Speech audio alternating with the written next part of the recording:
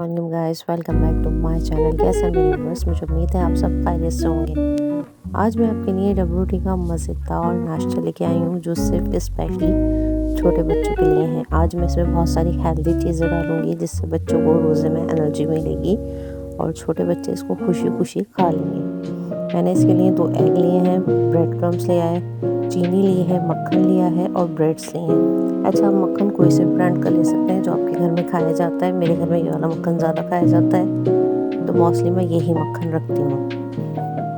Guys, हमने रोटी की जो साइड है वो हटा लेने हैं, सेपरेट कर देना है बिल्कुल इसको, कॉर्नर को।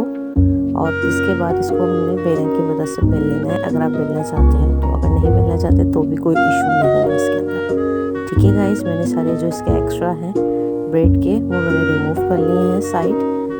मैंने चीनी में 1 चमचा भर के मक्खन डाला है, चीनी डाली है, अंडे डाले हैं 2 अदद और दूध डाला है। अब मैं इसको अच्छी तरह मिलाऊंगी।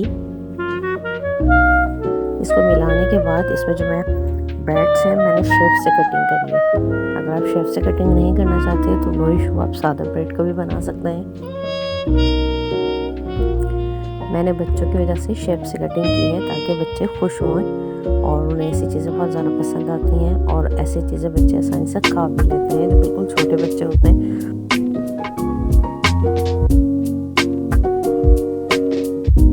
जो सहरी में उठते हैं और रोज़ा रखने की ज़िद करते हैं। आप देखिए मैंने शेप काट लिया, उसके बाद भी हमारी ब्रेड बची है। अब मैं इस ब्रेड को भी ज़ाया नहीं करूँगी और इस ब्रेड को भी तल लूँगी।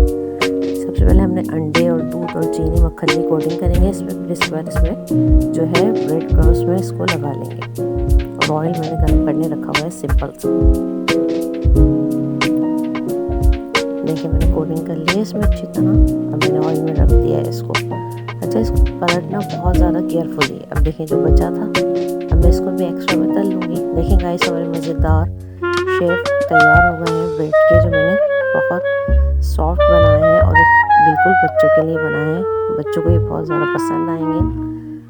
अगर आपको हमारी वीडियो पसंद आई तो वीडियो को लाइक, कमेंट एंड शेयर करना ना भूलें। फिर मिलेंगे किसी आसान और इजी रेसिपी के साथ। जब तक के लिए फ़ी अमानिल्लाह, अल्लाह निगहबान।